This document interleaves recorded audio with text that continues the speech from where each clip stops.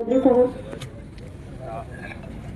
भाई प्रमुख साहब और दिनेश जी, सभी हमारे अतिथि साहिबान जो बाहर से पधारे हैं और तमाम हमारे गुड़ामालानी विधानसभा के सम्मानित ग्रामीण जन, आप सभी यहाँ पर बुजुर्ग तशरीफ करते हैं, मेरे पिता तो लोग और मेरे छोटे भाई जो यहाँ पर तशरीफ करते हैं। सबसे पहले तो यहाँ आकर के लगातार जो ये तानाशाही फरमान जारी हुआ है, तब से सुन करके भी रोंगटे खड़े हो रहे थे कि क्या नेता यहाँ इस हद तक ही जा सकते हैं। मैं बाहर थी और मैं माफी चाहती हूँ कि मैं हाजिर नहीं हो पाई, लेकिन मैं रात को ही पहुंची और तब से ये सोच रही थी कि क्या किया जाए, क्योंकि जब नेताओं की सोच इस हद तक आ जाए तो शायद जनता का ही नुकसान होना है सबसे बड़ा। मैंने अपने राजनीतिक करियर में मेरे बाबा मरहूम अब्दुल हादी साहब की राजनीति को देखा, मैंने आदरणीय हेमाराम जी की राजनीति को देखा और मैं उनसे यही सीखती आई। मैंने मदन कौर जी की राजनीति को देखा और मैं यही सीखती आई कि इन सब ने कभी अपने लिए नहीं सोचा।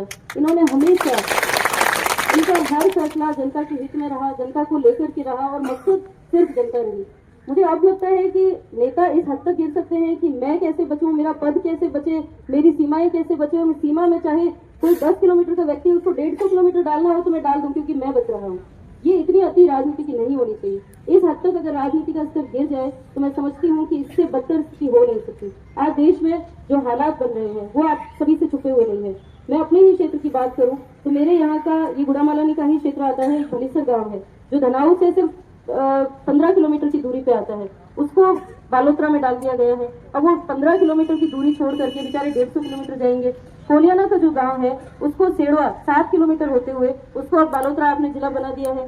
आप हर जगह से चेंज करते जा रहे हैं, उपखंड आप लोग मतलब किस हद तक गिरेंगे मुझे ये भी समझ में नहीं आ रहा है। आज हमारा मकसद जो है वो ये होना चाहिए कि हमारे फैसले जनता को कैसे इफेक्ट कर रहे हैं, जनता को कैसे राहत प्रदान कर रहे हैं, बजाय इसके कि मैं कैसे जिंदा रहूं, मैं कैसे बच जाऊं, मेरे पद कैसे बच जाए। मैं कहती हूँ कि यही तो जनता है, इसको इधर सीमा तय करोगे या इधर सीमा तय करोगे, रहेगी तो यहीं पे यही जनता रहेगी। आपको मुसलमान से नफरत, आपको दलित भाइयों से नफरत, अब आप जाट भाइयों से नफरत कर रहे हैं। आप किस को नफरत की नजर से देखेंगे? आपको हर मुसलमान में देशद्रोही नजर आ रहा है, आपको हर जाट में आपको लगता है मेरा दुश्मन है, हर दलित भाई आपको दुश्मन नजर आता है। मैं पूछती हूँ आपका सगा कौन बच गया है? ये 36 फॉर्म यहाँ पर बैठी हुई है। आप देखिए आज ये धरना किसी एक समुदाय का नहीं है, ये 36 फॉर्म का धरना है और सबसे बड़ी ताकत ही हमारी यही है। ये बाड़मेर जिला जो है ये हमेशा मजबूती यही दिखाता रहा है। ये 36 फॉर्म हर वक्त देख रही है, चाहे किसी के भी ऊपर कभी भी तकलीफ आई है, जुल्म हुआ है तो हम सभी लोग स्वागत करते हैं और हम लोगों ने सही फैसले करने पे सरकारों को मजबूर भी किया है।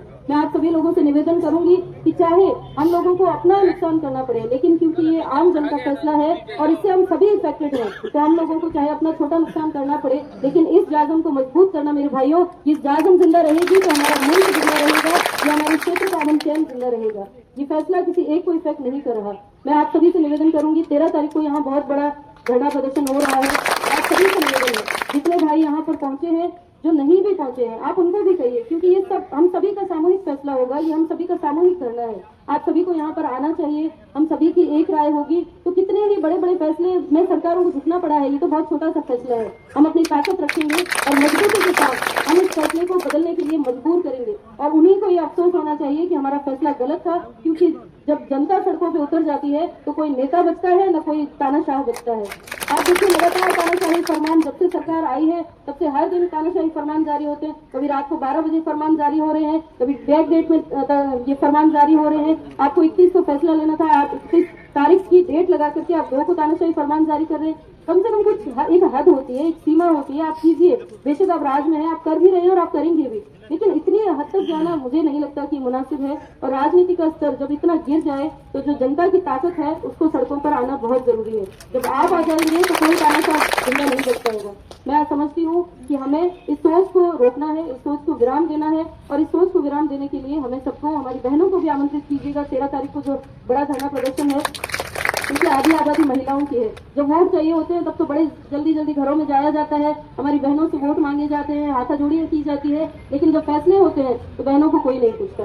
बड़े बड़े फैसले हो जाते हैं और बहनों को कहाँ धक्के खाने पड़ते हैं। अभी हमारे हरखाराम जी बता रहे थे कि आदरणीय हेमाराम जी से पूछ करके हम फैसले लेते हैं। हरखाराम जी, मैं आपको बताना चाहती हूँ कि हम भी और देश के कई युवा हेमाराम जी साहब को पूछ करके फैसले लेते हैं और उनकी राय से राजनीति को आगे बढ़ाते हैं। मैं समझती हूँ कि आदरणीय हेमाराम जी जैसे अगर नेता आज भी हैं तो हम करोड़ों युवाओं की प्रेरणा है। हम लोग इसी रास्ते से, इसी नीक मकसद से भी आगे राजनीति करेंगे। कभी मिलेगा कभी ना मिलेगा, कोई फर्क नहीं पड़ता भाइयों। अगर आप जनता के अंदर जिंदा है तो आपको पद की कोई जरूरत नहीं पड़ती, ना आप पद से कभी मोहताज रहते हैं।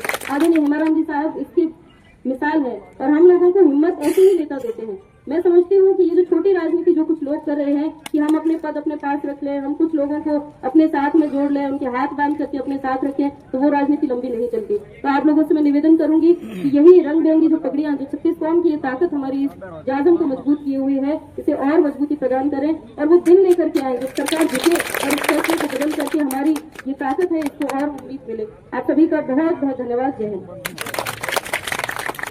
बहुत बहुत शुक्रिया। समाज ने आपको अनुरोध किया, साथ में ये भी